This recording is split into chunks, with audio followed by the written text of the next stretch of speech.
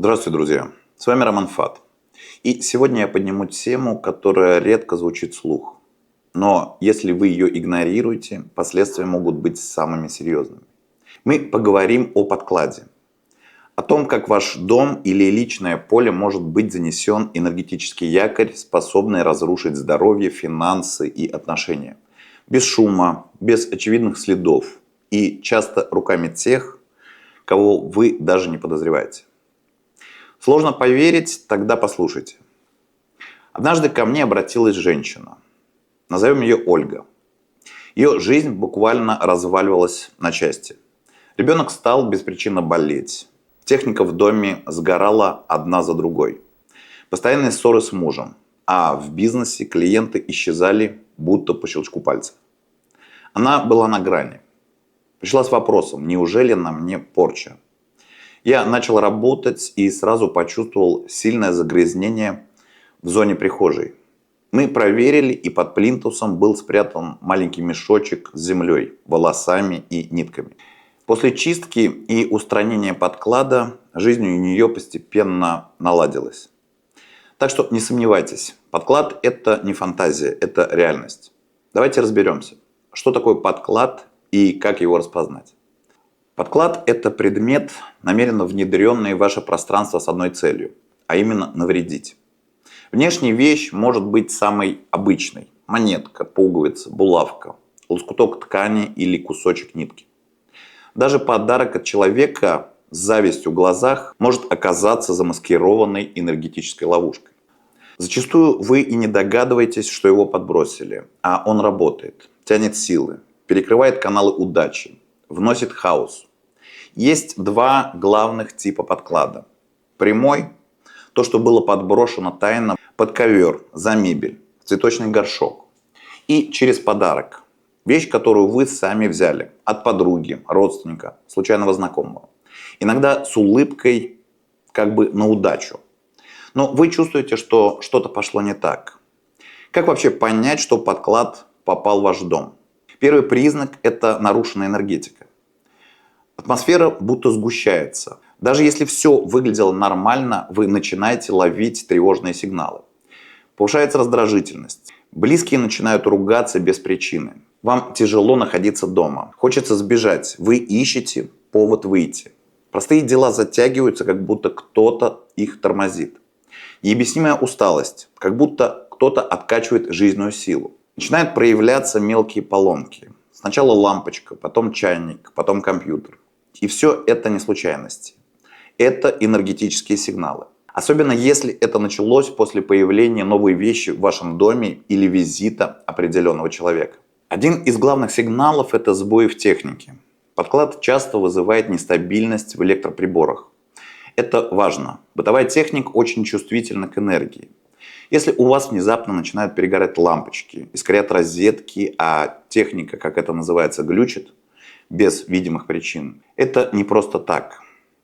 Особенно если это происходит в одной и той же комнате. К примеру, в спальне, на кухне, в гостиной. Проверьте именно эти зоны. В моей практике был случай, когда вся техника в доме перегорала за пару месяцев. Пылесос, утюг, бойлер.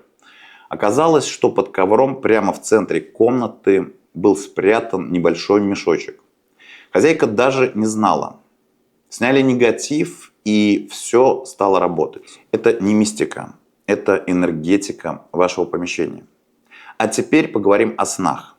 Если ваш дом попадает под клад, первым реагирует не только техника, но и ваше подсознание. Обратите внимание на следующие сны. Покойники, особенно те, кто молчит и смотрит в упор. Паутины, паучьи сети, волосы, узлы. Все, что символизирует порчу. Повторяющиеся кошмары. Сон с теми же сюжетами, особенно под утро. Сны, когда вас преследуют. Когда вы находитесь в состоянии сонного паралича. Такие сны – это не просто, это крик вашей души, что нужно что-то менять, что что-то нарушает ваше поле. Что делать, если вы подозреваете, что вам сделали подклад? Сядьте спокойно и вспомните, что нового появилось в вашем доме за последние несколько дней или недель. Проверьте самые укромные уголки вашего жилища. под подоконником, в цветочных горшках, под кроватью. Если вы нашли подозрительный предмет, ни в коем случае не трогайте его голыми руками. Вот что нужно сделать. Возьмите подклад чем-то металлическим, пинцетом или можно плоскогубцами. Положите в пакет. Протрите место, где лежал подклад, соленой водой. Отнесите предмет на перекресток дорог. Если не можете отнести на перекресток, бросьте в реку или закопайте подальше от своего дома. Но при этом обязательно скажите слова. Возвращайся туда, откуда пришло. После этого обязательно примите душ. Если этот метод не помог, то в таком случае уже лучше обратиться к специалисту. Возможно, негатив подклада уже затронул ваше тонкое тело и осел на вашей энергетике. И это нужно срочно исправлять. Более чем за 20 лет практики я определил несколько ситуаций, которые должны вас насторожить особенно. Это если вам подарили что-то с сомнительными словами. К примеру, чтобы у тебя было все хорошо, но сказано это было как будто в злобе и наигранно. Если к вам в дом приходил человек и после этого все резко пошло не так. Если вы почувствовали тревогу или внезапную тоску в присутствии какой-то конкретной вещи. Если вы обнаружили предмет в странном месте, особенно в спальне или вещах ребенка. Запомните, все, что вас заставляет сомневаться, это не просто так. Прислушивайтесь к себе. Ваше тело, ваш дом, ваш сон – это некие антенны.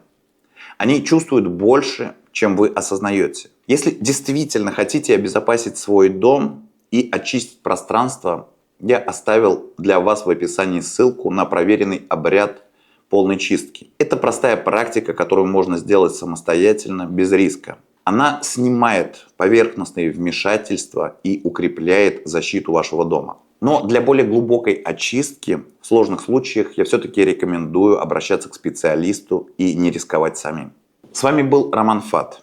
Берегите свое пространство, и пусть в вашем доме будет только ваша энергия. Чистая, сильная и защищенная.